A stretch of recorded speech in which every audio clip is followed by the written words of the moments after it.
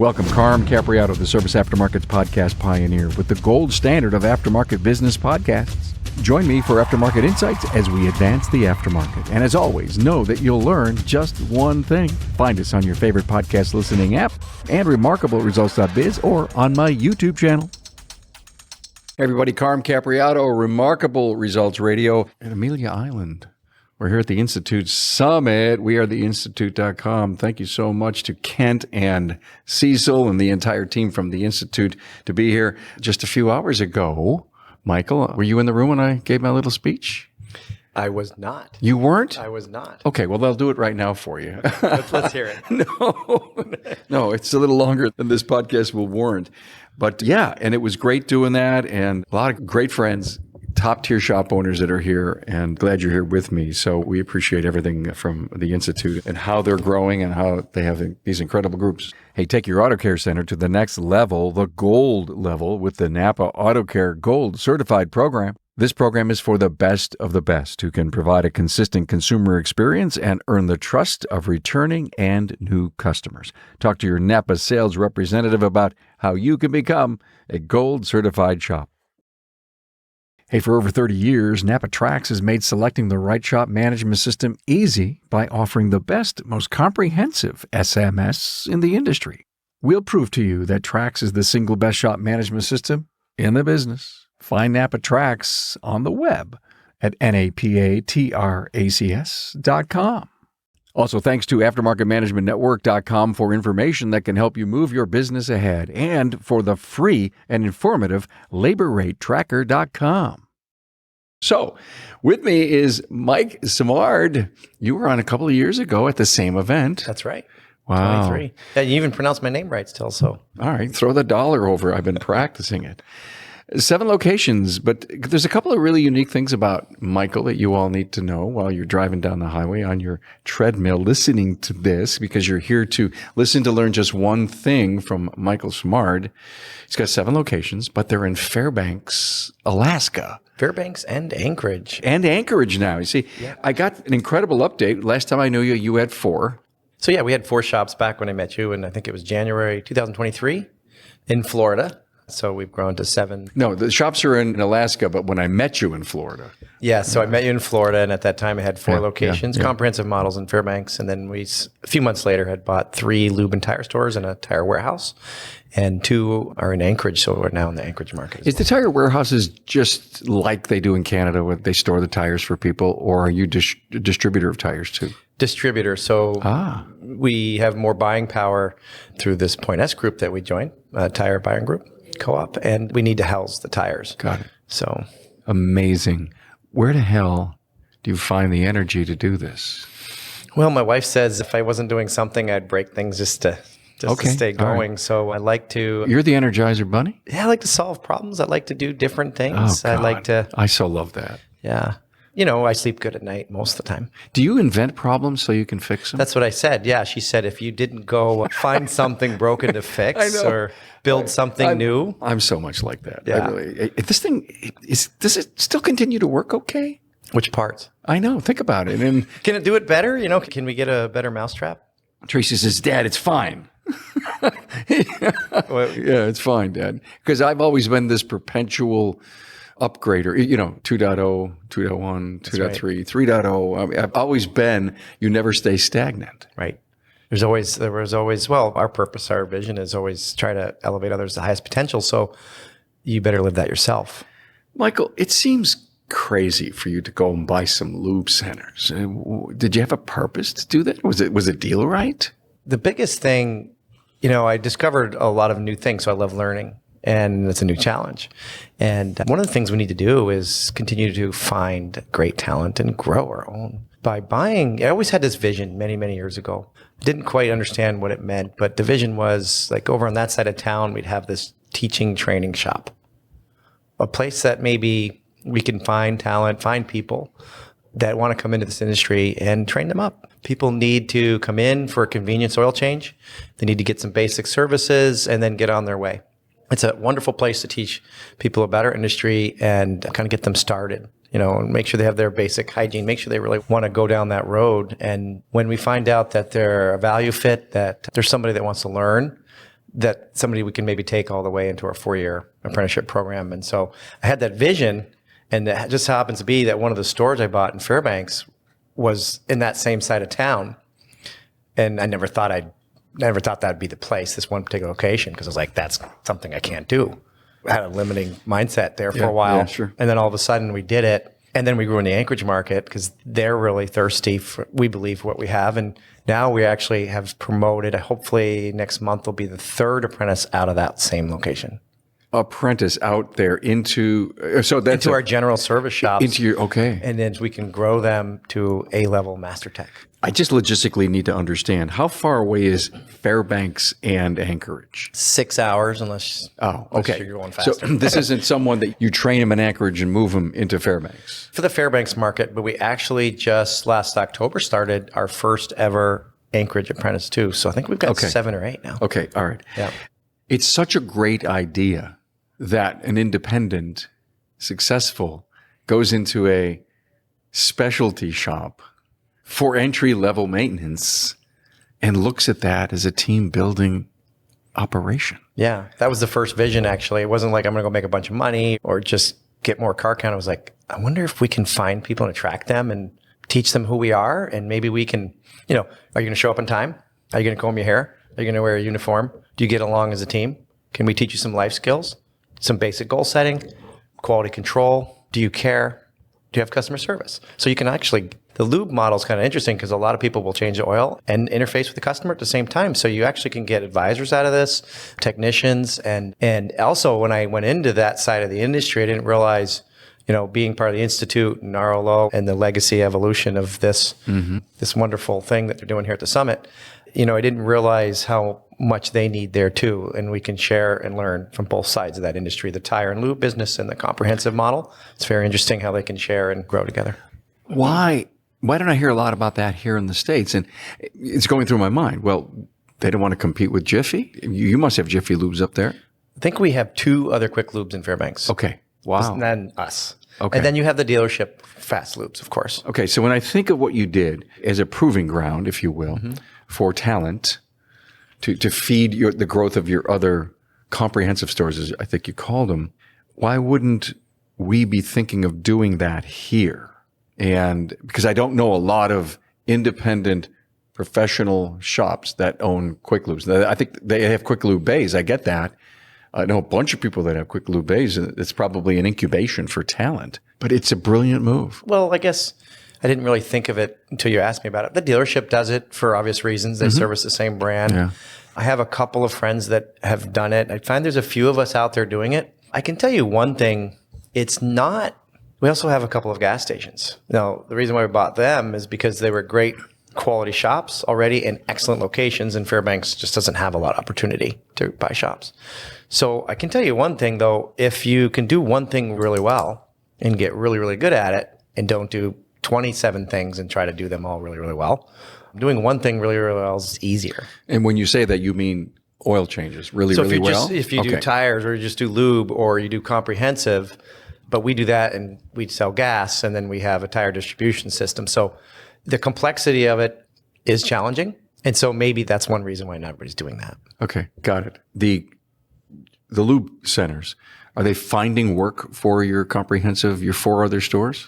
Yes, that's the other benefit. So we have a little internal referral system. Okay. We also, at this time, have branded them differently. So if you go to our website, you won't see that tire and lube model on there. Okay, yeah. Because customers are expecting different things. You go in a convenience store, you expect one thing. You go into a big grocery store, you expect another thing. And so we wanted to be able to still provide to our small communities the opportunity to get the kind of service that they associate with that type of store or that brand. This is fascinating. I'm with Mike Simard from Fairbanks, Alaska, from Simard Automotive. 4 stores, actually 7 locations altogether, a couple of quick lubes, and a tire distribution place. Is this the only place that you're recruiting? No. And so that's the big thing. I mean, listen to my listener. Carm, I'm interested in everything in the industry, and including this man from Alaska. I've always wanted to do a story on mushing your mush dogs. Well, you're going to come up sometime, right, and yeah, see us? Yeah, we are. Yeah. How many hours is that? I mean, I'm from Florida here. Driving or flying, it's only like 13, 15 hours. So it's only 13 or 15 hours to fly. That's right. Like to Florida. Yeah. But from Buffalo, maybe what? 10? Add 2-3 more hours. Go to Boston, then go. Oh, I live near Toronto. Jets No? are fast. Okay. You can make it. No excuse. You want to go, Tracy? Next summer. Tracy wants to Take go. you fishing. Oh. Maybe you can bring Michael Smith or somebody. Oh my God. What? I'm telling you, I can buy fuel. We'll have him buy fuel. it would be a blast to hang out with a whole group of, if you ever get in a group of institute people that want to just come up for the Alaskan trip of a lifetime, I'm in. Oh, we had Bates and Waffler and You did? Casey last year. Yeah, we do that. They know how it works. We buy fuel for and maybe a bottle of Kraken, and then I take them anywhere they want to go. Oh my God. We could do a podcast out to sea. Would you like that? On Starlink. Huh? Yes, sir. Okay, done. You continue to stretch this balloon Maybe here. you help me recruit. If that's not a conflict of interest, Well, here, let's I'll talk. buy the fuel. All right, so let's talk about that, which is where I was going. Like, I was let's kind of go going there. down that rabbit hole of anybody from the U.S. You see your ads and say, I think I want to go up there where it's cold and there's no sun. or where there's a need and I can fill it. How do you want to? I love How do you want to look at that? I love that. You know? Oh, that's perfect. That's the exact answer. See what I was happens with looking the sun for. on my head? Yeah. Too much? Yep, it's making it hardened a little From the bit. north, yeah. I had to buy sunscreen day one. Man from the North Country. What was it? Game of Thrones. Anyway, but I digress. Recruiting. I mean, is it all Alaskan talent you're finding? So we continue to evolve in recruiting. I sat down the other day and wrote over a couple of weeks, a 200-page playbook on recruiting. Just try to dump everything out on my knowledge in this playbook builder called a Waybook. When our coach said many years ago, you got to recruit, it's coming. He was right. And especially in Alaska, it became more noticeable. It's a very small place to pull from. And especially since COVID, I think the attrition, people moving around more and more everywhere. And so we recruit, I've had some really good talent from Florida. It's really weird. Texas. I can't seem to get anybody out of the Northwest. You think that would be natural? It's like one plane ride, go over the border. But we recruit all over. So we're hoping, though, in the next couple of years with Shoot, I think we're close, like I said, between 6 and 8 apprentices now. That next couple of years, they're going to start getting their master program and a little more time in the saddle. And so maybe we have a little less room for the people down here. Now, we'll keep growing shops. That'll, if it's right to do so. And so we'll continue to my listener, don't be pissed that I'm trying to talk to Mike to recruit great talent to go up to Alaska, but my curiosity of where you find great people, then you say, yeah, people, they want a life change. The whole family comes up. Do you get single people going up? Yeah. And of course, we wouldn't recruit from our friends, so we're not going to do that here. Sure. We all have a hard time. And so we'd be happy to share. That's we smart. do share with our friends. That's smart. Like this is how we find technicians. And so I want to help the industry. So I'm not going to try to pull people out of their shops. But obviously we don't want to hold people back. Do singles or families should go?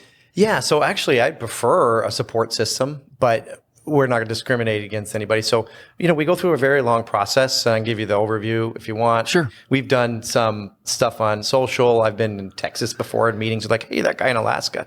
And usually I'm out at sea saying, come join us for Alaska. So I got to sell it a little bit. Yeah, I get it. Yeah. And so we have multiple parts of the leadership team of our leaders, and we all recruit. We talk to them and we kind of reconvene and say, how's this working? What do you think about this position?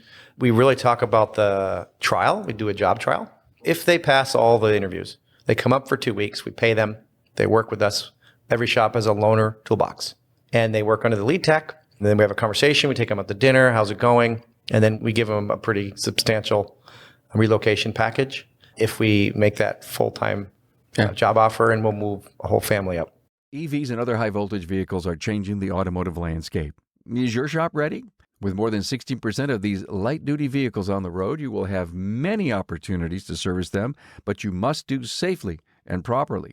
Get your shop trained and equipped to service hybrid and EV vehicles with Napa Autotech's innovative EV-ready Level 1 high-voltage awareness and maintenance training. This 4-day program is held in a fully functioning EV repair facility with all the latest high-tech equipment and technology needed to train your technicians to go from an EV maintenance tech to an EV battery service tech after completing the entire program. This 4-day program is held in a fully functioning EV repair facility with all the latest high-tech equipment and technology needed to train your technicians to go from an EV maintenance tech to an EV battery service tech after completing the entire program. Each topic starts with intensive classroom training, followed by in-depth, hands-on practice, and students are tested on the knowledge they gained in the classroom. Technicians will learn on various hybrid and EV vehicles such as Tesla, Toyota, GM, Ford, Hyundai, and Nissan. This will allow them to make educated decisions on equipment needed in their own shop to perform repairs. This course is on site at the Napa Automotive Research Center in Canton, Ohio.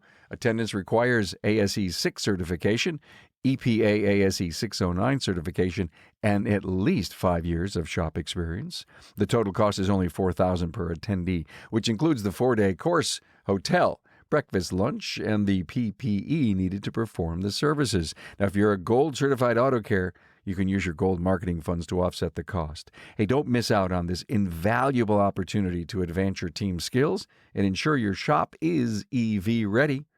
Contact the Napa Training Service Center at 800-292-6428 to secure your spot. Hey, let's face it. Your shop management system is the single most important tool in your shop, period.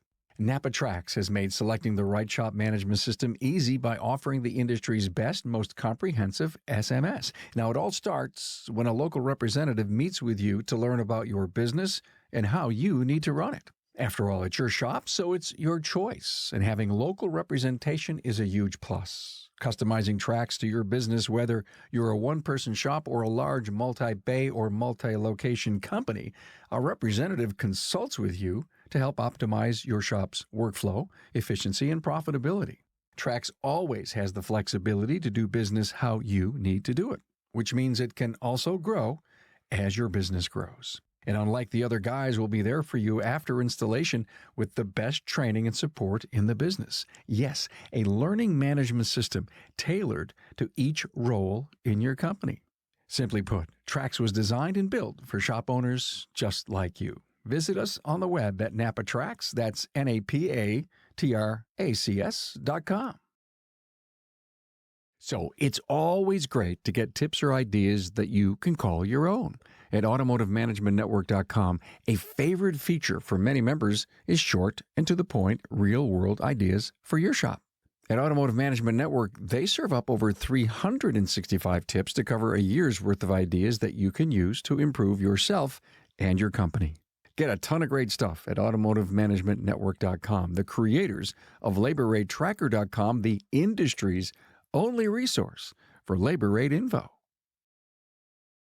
If there's a job fit, you're going to do what's right. That's right. For them. That's right. And then we'll house them for the first 90 days as well, on top of that.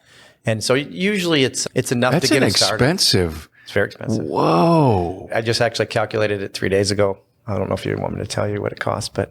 Yeah, I'm so curious. I'm sure my audience is. I mean, it might scare people. It shouldn't be a super secret, but it's a reality of life. What it takes for you to recruit into Alaska. Can I guess? Yeah. 20 grand. Total cost more. Wow. Yeah. Could I jump up another 10? If you don't count the money you lost because maybe someone left. Okay. Yeah. I think it was in the 30-something thousand. Now, this is providing them 10,000 plus, and then you're providing for the salary when they come up, and then your time. It depends how you want to break it out. And if you indeed spend and sponsor, there's other ways to do it. That's the current mode. And, I remember when I had a single 1 or 2 stores, thinking that a recruitment fee or whatever, it's like, how am I going to run my store? How am I going to make payroll? How am I going to serve customers? How am I going to fix cars and recruit? That's what we had to do, right? People don't understand what that takes, and it's harder now. But you figured it out through the right profit, the right gross margins, the right sales structure, the right everything. I mean, people can't be listening to this podcast and saying, I don't know how he does it. I mean, that would be, but you do. And you do it because you have great disciplines, good structures, I'm sure great programs and policies and people and culture. That's right. And all of that allows you to spend that kind of money. Now, are you recruiting 1 or 2 a year, one every couple of years like that? Depends how much you grow, and it depends how well you took care of the people you had, right? And it depends how sticky you can make your company. So the idea is that people matter, and I think it really comes down to the continual evolution of our understanding and our ability to find people that believe in our values and believe in our purpose. And then, of course, Alaska is very unique. So the thing I can tell people, my recommendation to people is like every place you are, has a unique thing about it. Now, I wouldn't want to live in Arizona anytime soon because I was talking to my Arizonian friends. I'm like, every day you get up, it's the same, except that 3 days of rain. So for me, I like change. Okay. And so, but that's very appealing to somebody that maybe is sick of the cold or sick of the rain. No, I got it. So the grass looks greener on every side of the fence. So find your, unique selling point for your company, but what about your community? And you will find people that want to come to you. And so you have to start that relationship. Obviously, you have to start that connection and then make sure it's a fit. And then you will make mistakes, just like any technician-minded person like myself, and just keep learning, keep growing. Mike, what happens if you get hit by a bus tomorrow? People going to handle it? Well, my attorney told me to raise my life insurance, so okay, I did that part. Well, good. Get your will, get your affairs in order. Get all that in order. But you're gone for a couple of weeks. You got a great team that's just charging ahead. I mean, the culture, the kind of people. Tell us, you don't have to leave for 2 weeks. You could leave for work 3 days at the shop and 2 at home, as long as you have the right team. And obviously, you've had to build that. I have, yeah, and still learning, still growing. I think obviously you can't start that way. If you're running a single store, you've got to pour in your people. I think it was just like Dan, just like a lot of people talked about at this summit here, is find somebody that you can pour into, find somebody that wants it, find somebody that wants to learn. I love the word pour into, but they have to have the capacity to drink that Kool-Aid, don't they? Yeah, they do. And sometimes you believe in the person, but they don't get what you're trying to do. I'm an activator, right? So, Yes. And I have woo and then all those things. So that I'm really good at getting people started. And one person said, for me, from one of my strengths is I've got getting older, approaching 50, you start, hopefully wisdom comes in with less hair and more gray. Wait a minute. That's the idea, I think. Wisdom? I'm still acquiring it. I'm asking for it and I seem to get a lot of lessons to teach me it. But Yeah, so you get kicked in the ass, and instead of failing backwards, you fail forward. yeah, exactly. So really trying to learn how to do that better. So how do you guys survive the roller coaster of business and weather and stuff like that? So again, the Institute's done a good job. I'm not here to sell the Institute, right? But I have some really good coaches that help us plan, forecast. Yeah. You got to squirrel away. What's the money. that? Huh? Yeah. Because you're the leader. Like you're helping feed all these mouths, all these people relying on you. Mm-hmm. The weight of leadership, so weight of responsibility. So like right now, first quarter is kind of slow. So you have to be ready to weather that storm. Do you stop marketing? Do you keep marketing? I mean, there's people who are saying, well, I'm really busy. I'm going to pull my marketing back. And then all of a sudden they're only 4 days out instead of 8 days out. And then they want to turn it on, but it's tough to turn it on and have an instant result. And right. And when the customer, the demand's not there or it's around the holidays, they don't always have the money. So yeah, it's kind of like recruiting. Do you recruit when that person leaves or do you do it before? Yeah. So you really learn that stuff. Now you can listen to the coaches. You should really listen to the coaches, but a lot of us are stubborn. A lot of us are A personalities and like, oh, I'm going to figure it out myself, right?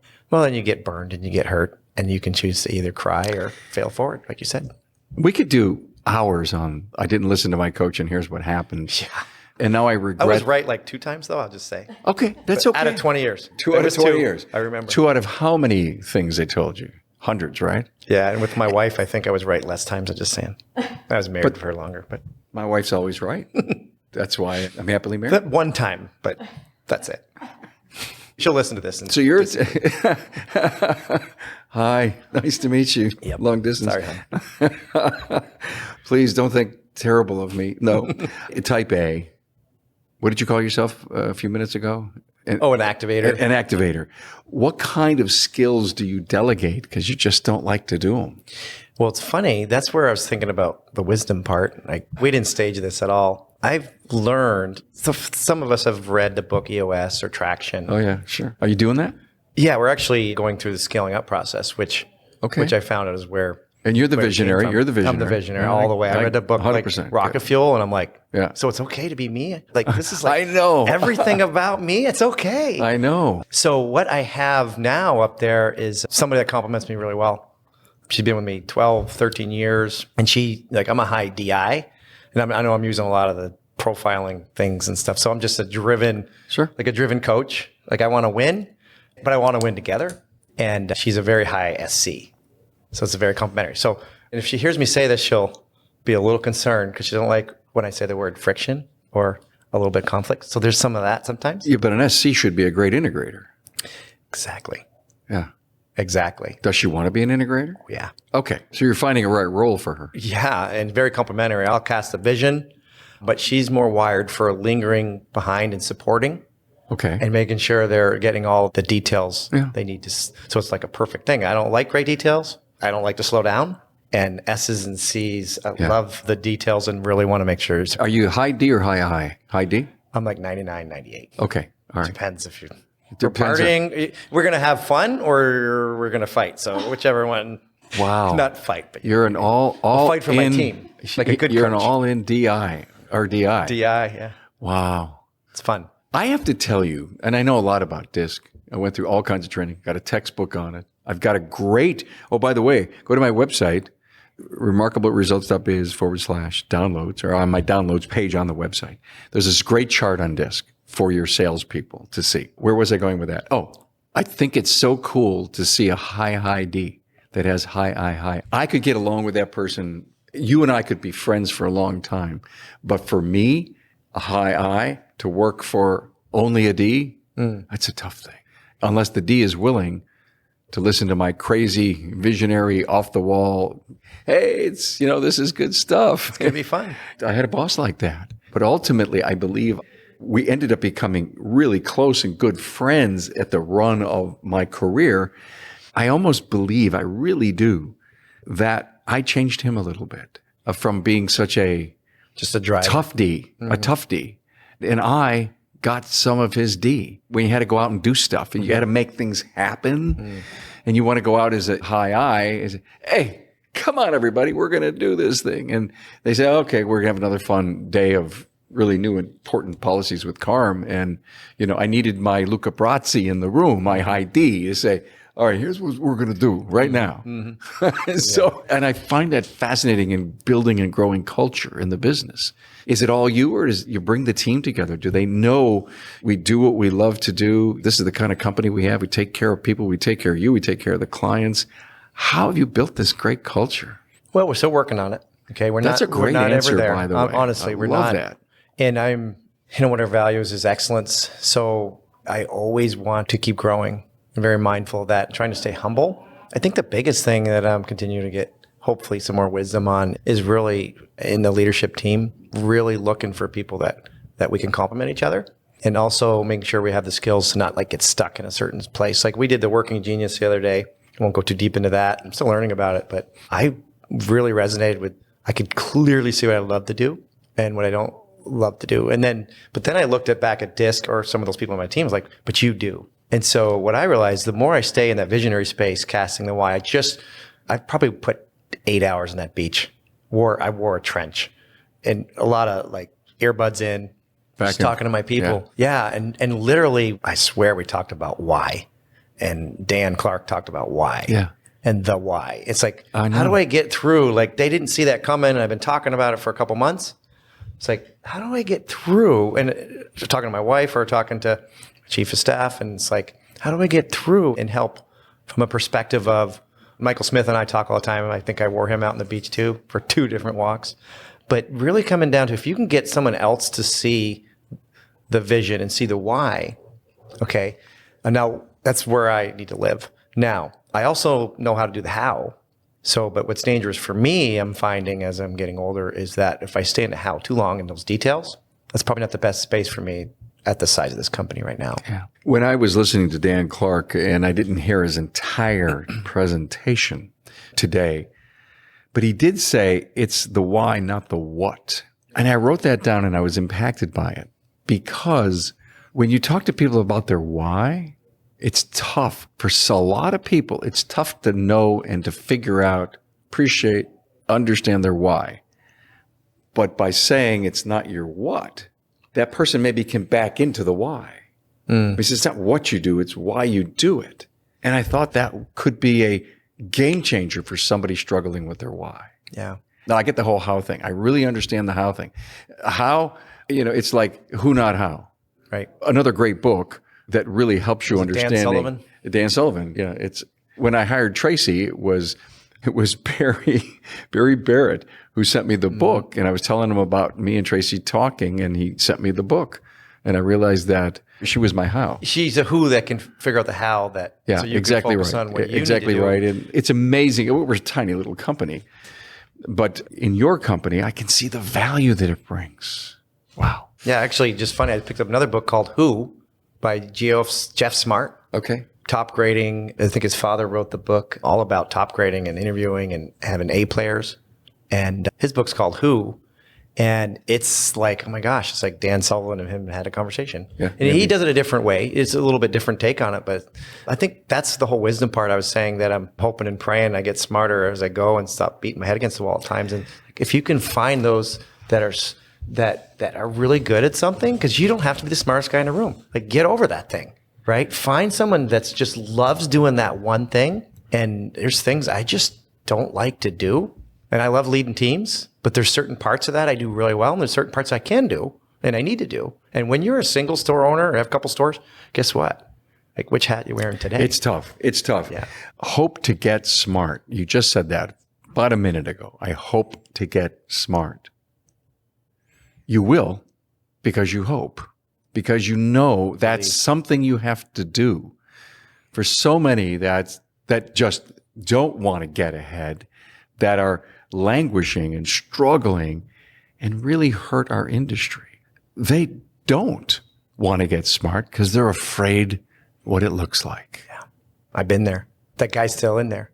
He still talks to me. And what do? Do you just grab him by the throat and throw him in the corner? I tell you, sometimes I lose the battles, but I'm going to win the war. Oh, is he screaming at you or just whispering in your ear? Oh, you name it. They'll try every little thing. I don't want to go too far into that. The devil on one shoulder, angel on the other. But, you know, as Michael talked about and Dan talked about, you know, we have a soul, we have a spirit, we have our body, we have things, forces, environments around us. We have people that talked to us in the past that are still talking to us that weren't very nice and things. And so what you said was very important. I think you have to first believe. I mean, really, we're such amazing humans, right? You have to first believe you can. I love what Dan said. Dan said today, what did he say? Something about when your why is bigger than your why not? Yeah, that's what I took away. When your why is bigger than your why not. And that, to me, I was like, helps you understand your why. Mike, thank you so much for that. I enjoyed this to a degree that I believe there's a lot of people out there. We always try to break these barriers that, you know, I just believe people have in general, but there's barriers in our industry of people wanting to jump and get ahead. It was a great episode to hear what you're doing and how you're doing it. So I appreciate you being here. Mike, Simard's Automotive, Fairbanks and Anchorage, Alaska, 7 locations. God bless you, man. Yes, thank you so much. Yeah. Thanks, Carm.